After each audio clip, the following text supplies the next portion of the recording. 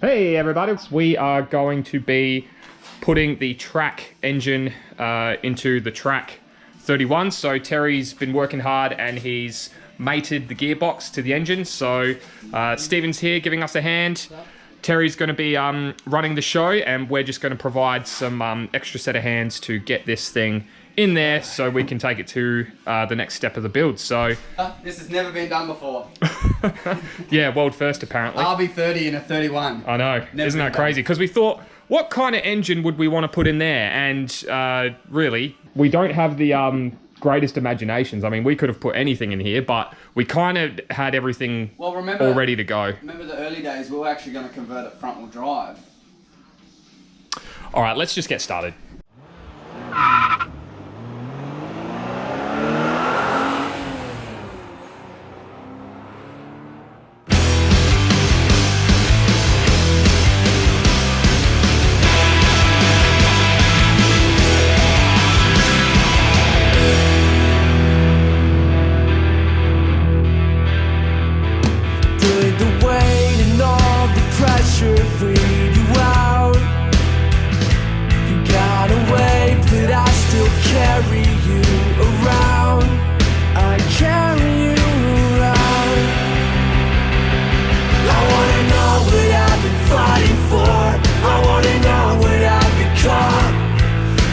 Something else I'm waiting for, or is the damage finally done? 'Cause I'm done.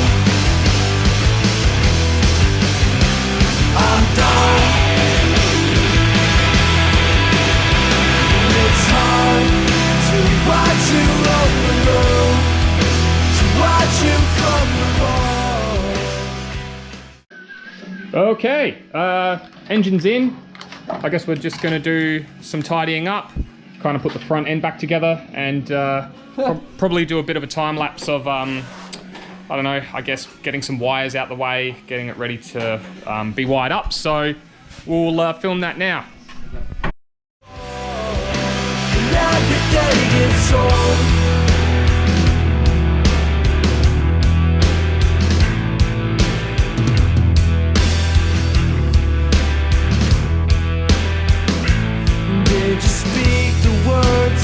Nothing at all. And how'd you find a way to speak up when I call? And when your friends say I'm a waste. Just getting back to what we were talking about the other day. You don't think I should put a wing, a roof wing, on the HR? Oh. See, Remember, I think the always hydrate. All right, I think we're done for today, hey? Yeah, pretty much. I mean, I gotta like do all wiring and that and figure all this out now anyway, so. Okay. All right, I guess it's just a quick one. Yeah, I think I will. I don't care. Oh, well, we'll see. Yeah. Alrighty. I guess more to come. We'll start filming a little bit more when we, I don't know, start hooking up some wires and getting the front end sorted, so. Woo! Hey everyone.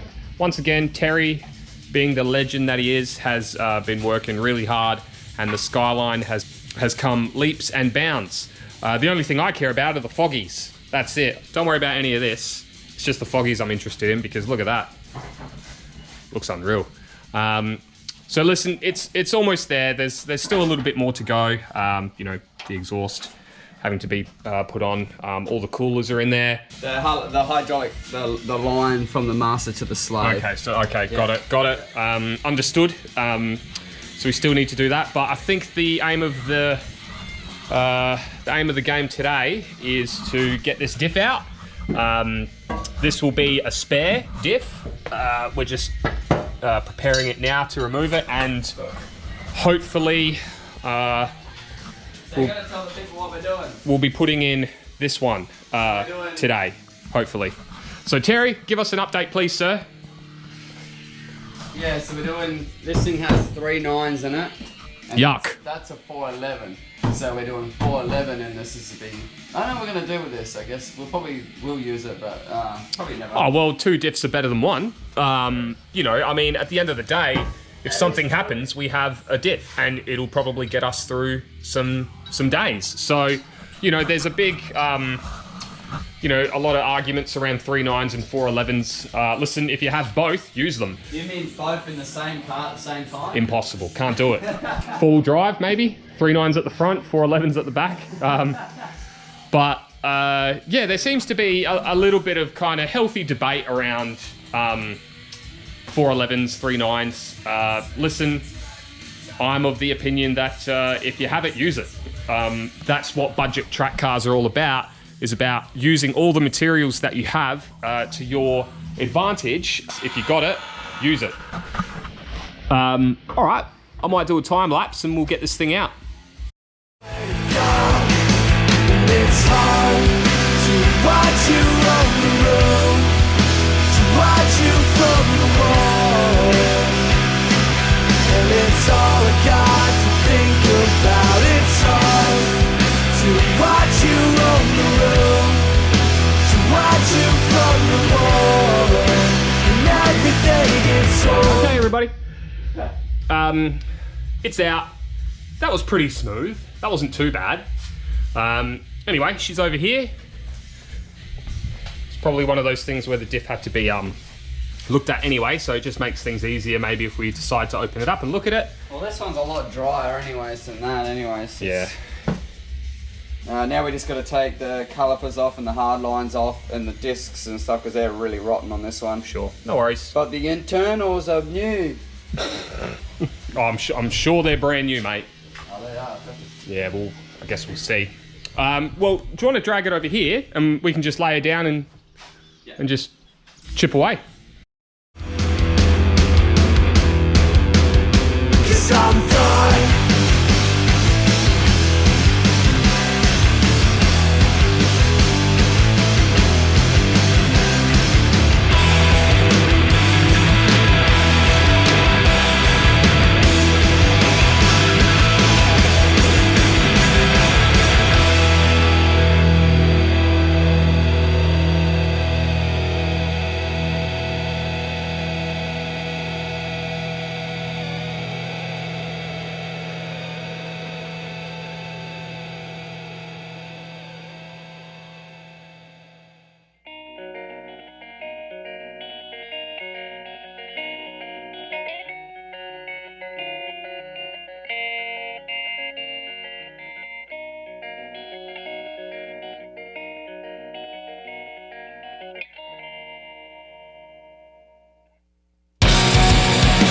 They got themselves in the spin on the spine, twisted for one-sided glory. All right, Terry had to pop out, so all I have done is I've just put the tightened the bolts up, so just the coilover bolt, control arm bolt, and like control arm, lower control arm, coilover bolts done, and then the calipers put back on. Just make sure when you're doing this you give the outer and the inner rims a bit of a clean, just to make sure they don't seize up, and it's easier to get on and off. So all I did was scrub it with a brush and a bit of WD, so that should be good. And then yeah, tighten the bolts up. I'll just wait for Terry to get back, we'll move on to the next part. But essentially she's in, which is great news. So it's been a productive day. All right, Terry's back. We can't have fun anymore, we have to get serious.